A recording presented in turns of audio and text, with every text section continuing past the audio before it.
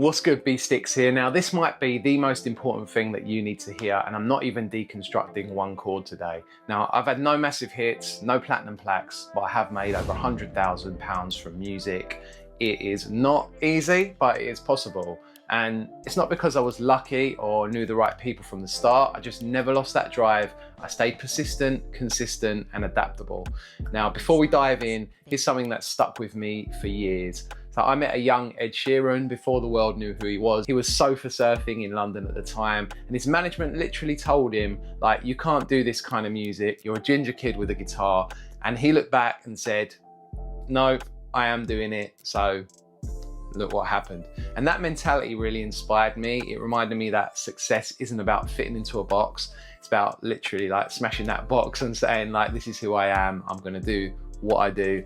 And it just made me think anything is possible. And that's the real secret. And today I'm gonna show you how I built a sustainable music career on my own terms, from beat leasing to library music to psychological shifts that will keep you going even when it feels like no one's watching and you're literally at zero. Now, let's get into it. Now, when I say BeatStars changed the game for me, it's not an over-exaggeration, but this did not certainly happen at first. Like my first channel, which was Drake type beats, it totally flopped, got hardly any views. And then I tried other things, Travis Scott, etc., etc. I tried a couple of channels and they all just flopped.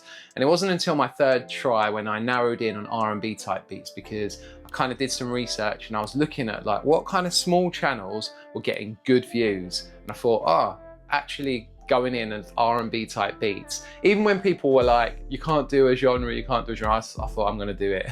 And suddenly, like, it just started to pick up. Honestly, for me, it was about copying what worked, and I saw a formula there, and I just tried to make stuff that was kind of simple, kind of in that same vein, and something that artists could vibe to. And I just believed in what I was doing. I made it sound as good as possible. So get your stuff sounding good. I uploaded it and I just kept going. And you know, I would say to you, like, give yourself 90 days of consistent uploading and refinement before you even think about quitting. Like, you could just be like, oh, it's not working. No, it's oversaturated. There's always excuses. There's an excuse for everything in life, but honestly, just keep going. The next thing I want to talk about is library music. And so many people sleep on library music because it's not really a glamorous thing, but it can be really, really good for royalties. Glamour doesn't always pay the way. So I started making music for Audio Network a few years ago now, and it's not flashy. No one's reposting you on IG, but the royalties do add up. You make music once and they pitch it for years. TV ads, corporate projects, stuff that you would never even think of. Their network of music supervisors and those kind of things is just so big. And some tracks that I made literally like 5 years ago are still bringing in royalties today, and that is passive income at its finest. You're not chasing the next trend, you're building a catalog. And I would say, if you're like, but how do I do that? Research companies like Audio Network, Artlist, Epidemic Sound, BMG Production Music, West One, Universal Production Music. There are tons of these companies. Many do accept submissions directly. Go to their websites, look for composer opportunities and submissions. Try and find some of these people that work there online and just contact them, but don't bug them. And before reaching out, make sure you've got like 3 to 5 solid tracks that sound fire and are also emotionally useful. Think about tension, love, melancholy, these kind of emotions, and write a brief message about who you are, link to your best work and what styles you are strongest in. Be professional, concise, and humble. Humility will go a long way. Once you're in, keep delivering quality, like consistently, because library music is not a sprint, it's a long game. I didn't see any royalties for a couple of years, and then eventually they all started coming in. And also make sure that you sign up with your local royalty collection society. In the UK, it's the PRS. And this ensures that you get paid when your music gets played. The worst thing is you not getting paid for it. Royalties can come in many forms, like performance royalties, mechanical, and sync fees, and they do stack up over time. It's money working for you in the background. That's smart, right? Whether it's library tracks, music in a YouTube video, or radio play, like, royalties do pile up, but only if you're registered, so make sure you register.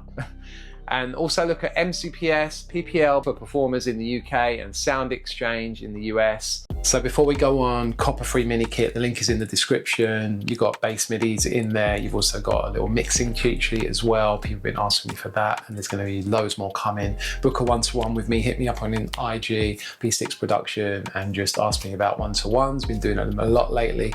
Been giving people tons of value. So yeah, do that. So let's talk placements. So placements can be amazing for your CV and your credibility, and there is nothing wrong for aiming for that big artist moment. But here's what people don't tell you about placements. It can be really tricky to get paid fully. And when you're new, you may get offered less. Bigger producers will take like the bigger cut, and that is the game. Be humble about it and be grateful for the shot, but don't get walked over either. Know your value as in anything, and understand the business, know your rights, have paperwork, talk to the people who have done it. And if something doesn't feel right, pause before you commit. Even one solid placement can open doors. Just make sure that it doesn't close your wallet. I know that for me, like my placement with Tory Lanez came when I just reached out on Instagram, sent some of my best work to some producers out in LA, and I'm based in London. And we ended up, you know, chopping it up, and I ended up going out there and we worked together, and I still have a relationship with them to this day. So yeah, nothing can substitute great relationships in this game. And something else that I think is super important is a psychological thing, and we all fall into this same trap of thinking like, oh my god, that guy is miles ahead, I'll never make it. Stories like showing them in with big artists, making beat sales. But here's what I learned, right? You're seeing like chapter 15 of someone else's book while you're still writing your chapter 3 or 4.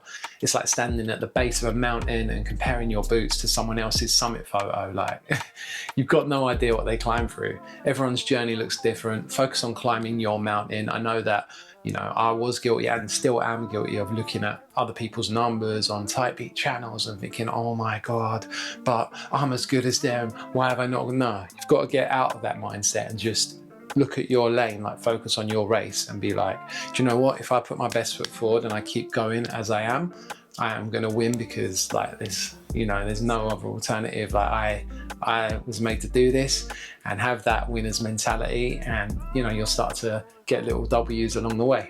Pick them up. Another thing that I found really useful for me was DJing, and this one is slept on. I added like wedding DJing to my skill set, and it paid off big time.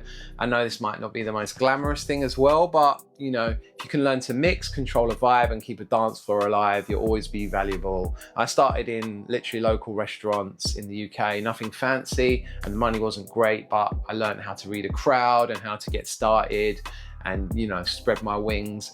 I'd say like get a simple controller like a Pioneer FLX4, download Serato or Record Box, free versions are fine, and just start practicing. And this will actually help your production as well, because you're going to hear loads of songs, you're going to see what works on dance floors, etc. You're going to see structure, you're going to learn arrangement. So this is, you know, killing two birds with one stone. And when you do get gigs, show up on time, be professional, and just talk like a human.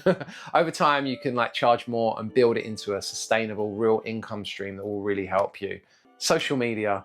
Everyone's like, be on socials, but I say like, use socials to be a detective, find out who's behind your favorite artists, their A&Rs, their managers, their DJs. Like these people are all discoverable, they're all on IG, but never go cap in hand to anyone, never just spam them, listen to my tune, can you do this, can you do that? Like, honestly, information is power. So if you arm yourself with context, like learn who does what for who, comment genuinely and build slowly. Like this is the long game, as I always stress. Like, look, no career is easy, but it is possible to build a sustainable career in music. Also, start a mailing list. Like, I hate admin, but running your music like a business means that like learning how to build community. Even in 2025, email just works. Like look at Cymatics, their mailing list made them millions, literally. Like go check out some of their videos, it's inspirational. There are so many ways literally that you can make a living without even having massive hits. And here's the thing, like think like a business. You're a brand, whether you like it or not. And don't be intimidated by that. Use it as something that you can take to your advantage. Like there's no time scale for winning at this, and there's 100 different ways that you can reach your end goal. I didn't blow up overnight. I didn't have the flashiest beats or the best mixes at first, but I just kept going, kept learning, learned to play an instrument, you know, and that just really stood me in good stead.